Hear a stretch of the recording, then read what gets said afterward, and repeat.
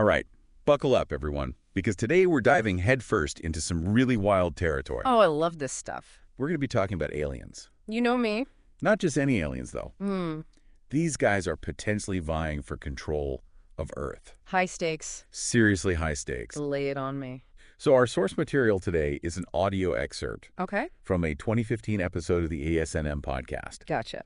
And it features an interview with a supposed insider, someone claiming to have some pretty deep knowledge about various alien species. Always got to take these with a grain of salt, right? Absolutely. Yeah. We're not taking anything as gospel here, but it's a fascinating deep dive nonetheless. And honestly, some of the stuff this guy says is pretty out there, like seriously out there. Well, that's what makes it fun, right? Right. So he starts off by talking about these beings called the Sirians. The Syrians, huh? Yeah, and they're supposed to be these super advanced beings from the Sirius star system.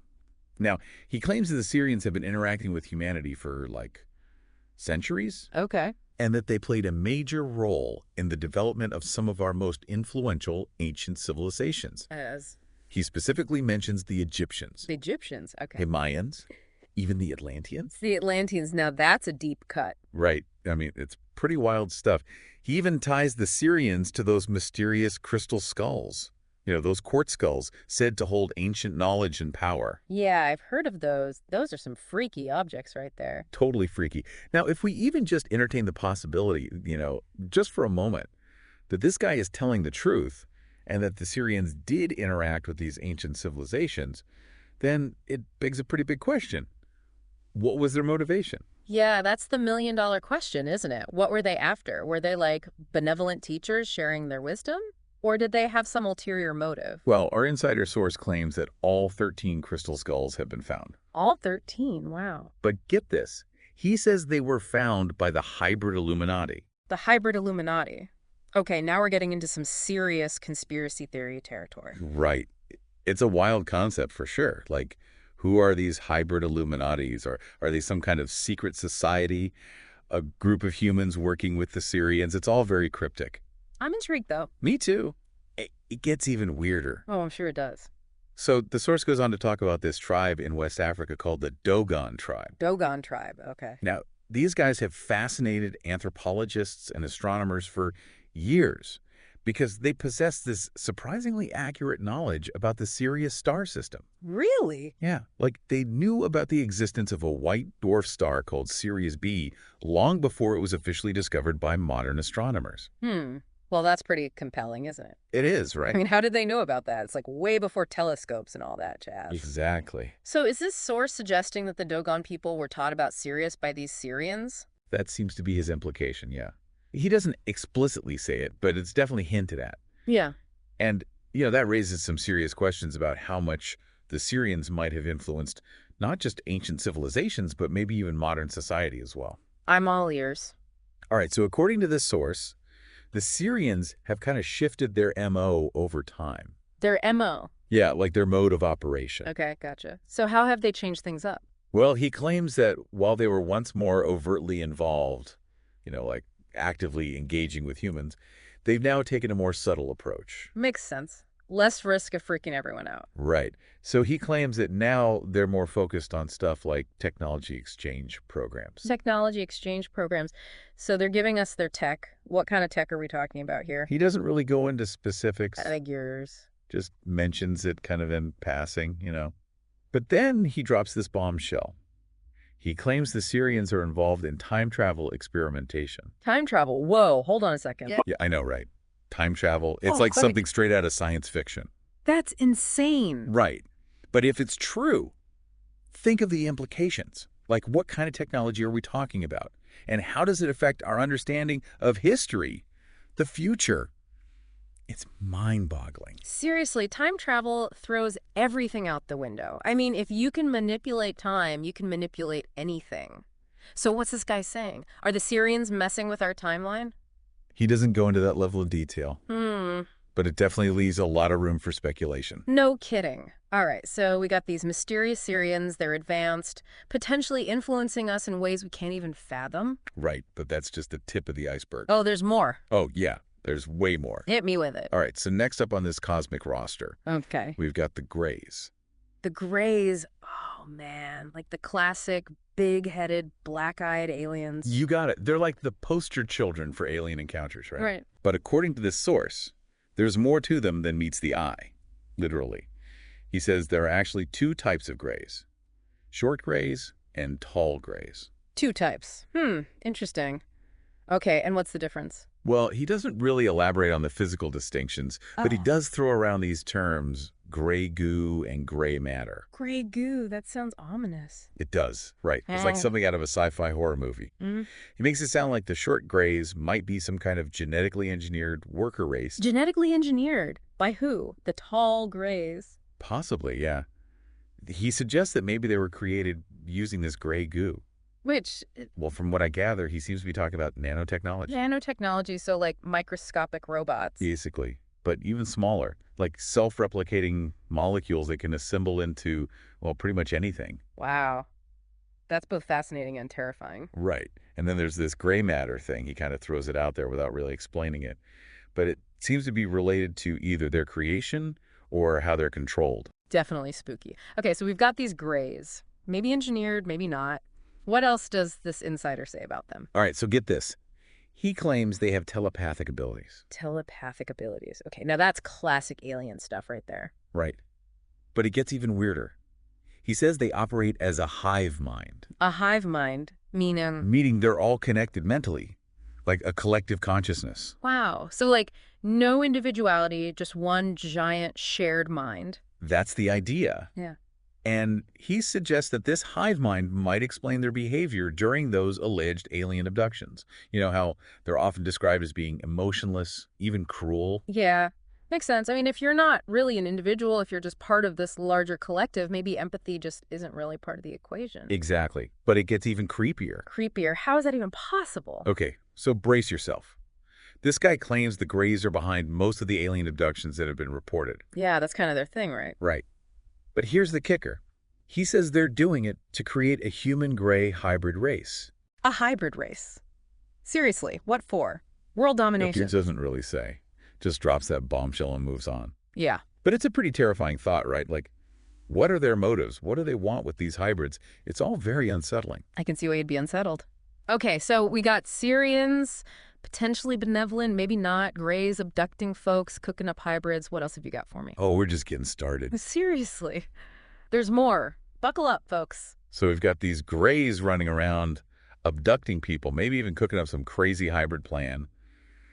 But our source doesn't stop there. Oh, no. Oh, he throws another contender into the mix, the Alpha Draconians. Alpha Draconians, okay, those are the reptilian ones, right? You got it, giant reptilian beings. Like, how giant are we talking? He says some of them are supposedly 14 to 22 feet tall. Whoa, okay. That's pretty giant. Yeah, they sound like they're straight out of some fantasy epic. Yeah. But this source claims they're not just myth, they're a real threat. And get this, he says they view themselves as the original inhabitants of Earth, So they think they own the place? basically. And they see humans as well. Yeah. Let's just say they don't have a very high opinion of us. What does he say about their, like, personalities or their society or anything like that? He describes them as being incredibly powerful and intelligent with a very strict social hierarchy. So like a caste system or something? Yeah, something like that. And he claims that they believe they were superior to all other species, including humans. So not exactly the friendly neighbors you'd want to have over for tea. Definitely not. And this is where things get really interesting. He links these Alpha Draconians to this idea of a global shadow government. Oh boy, the global shadow government. Now we're really diving down the rabbit hole. Right. It's basically this idea that there's this secret group controlling world events from behind the scenes. Okay, so how did the Draconians fit into all this? He suggests that this shadow government might be collaborating with them, maybe even acting as their puppets. Whoa, hold on. So he's saying that human governments are working with these giant lizard people. That's what he seems to be implying. Yeah, it's wild stuff. It's definitely giving me chills. Yeah, me too. It's kind of unsettling to think that there might be these powerful forces at play that we're completely unaware of. It makes you question everything you know about the world. Right, and he doesn't stop there. He even claims that the Alpha Draconians have infiltrated human society. Like they're walking among us. Well, he says they're holding positions of power in governments, corporations, other influential institutions. So they're basically everywhere, pulling the strings, manipulating events to suit their agenda. That's the idea, and it's pretty terrifying if you think about it. It's a lot to take in, that's for sure. I mean, at this point, we really have to remember that this is just one guy's claims, right? Of course, we're not presenting this as fact, Yeah. but it's a fascinating perspective nonetheless, and it raises some important questions. Definitely questions about who's really in control and what their motivations might be. Exactly, and just when you thought it couldn't get any weirder. Oh, there's more. Oh yeah, there's more. Hit me with it. He introduces another reptilian species. Wait, another one. I thought the Alpha Draconians were the reptilian overlords. Well, these guys are different. He calls them the native reptilians. Native reptilians. Okay, so are these guys like the Alpha Draconians' cousins or something?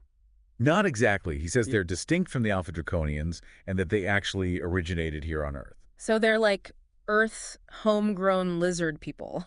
That's the idea. And he claims that they've been here for a very long time.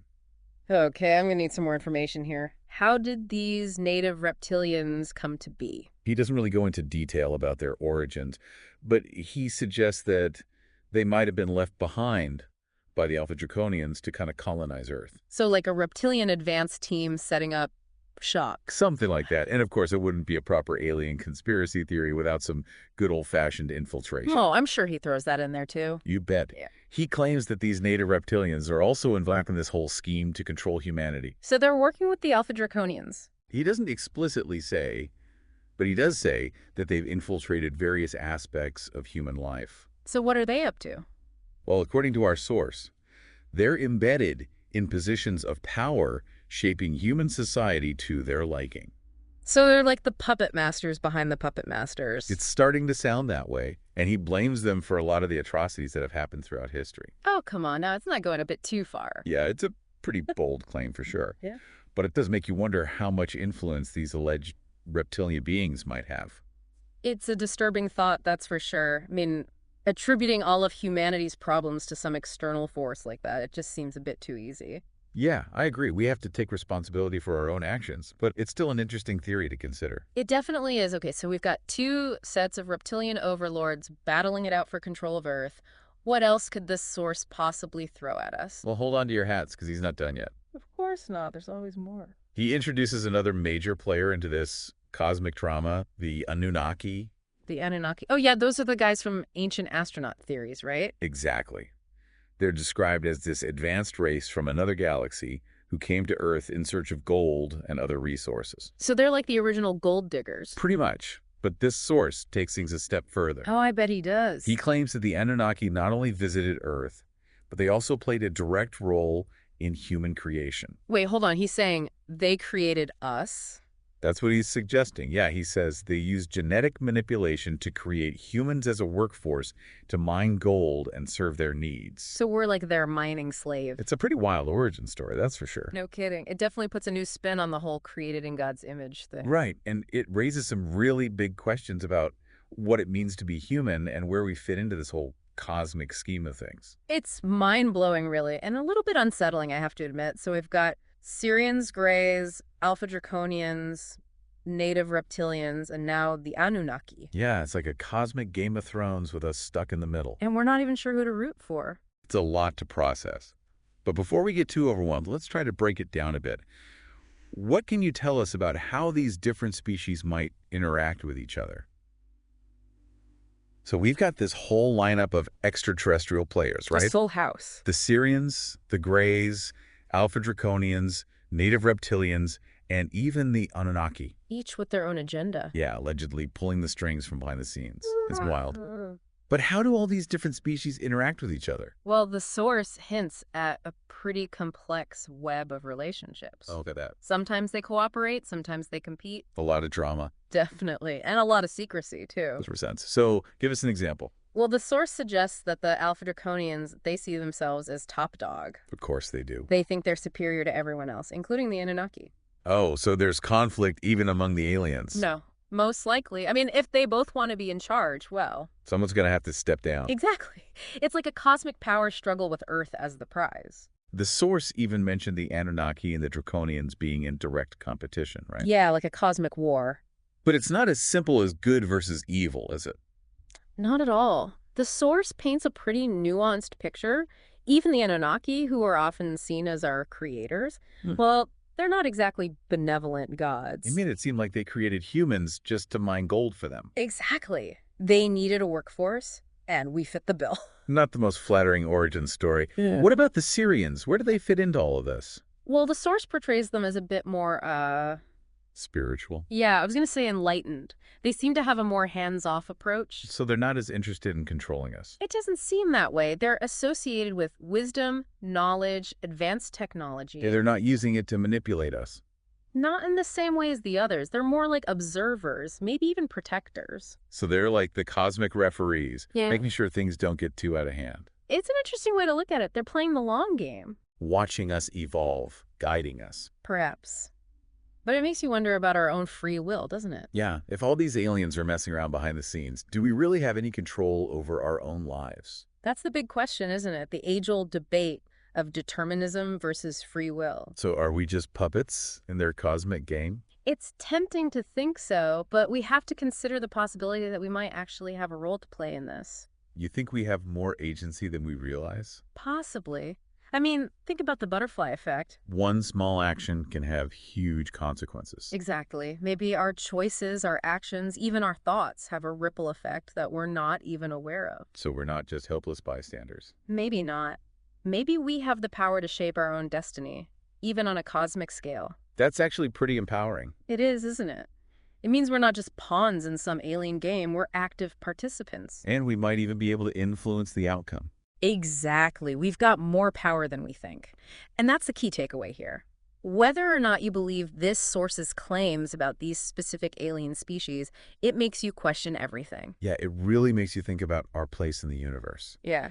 and the forces that might be at play behind the scenes. It's humbling, but it's also incredibly exciting. We might not have all the answers, but we have the ability to ask questions. And to keep searching for the truth. Exactly. To stay curious and to never stop exploring the possibilities. Well said. This has been one wild ride. We've explored some seriously out there ideas about alien contenders vying for control of Earth. And who knows what the truth really is? Maybe we'll never know. To But I think the most important thing is to keep asking questions keep an open mind. and to never stop seeking knowledge. Thanks for joining us on this deep dive. It's been a mind-bending journey. And we'll see you next time for another exploration of the unknown. Until then, keep looking up.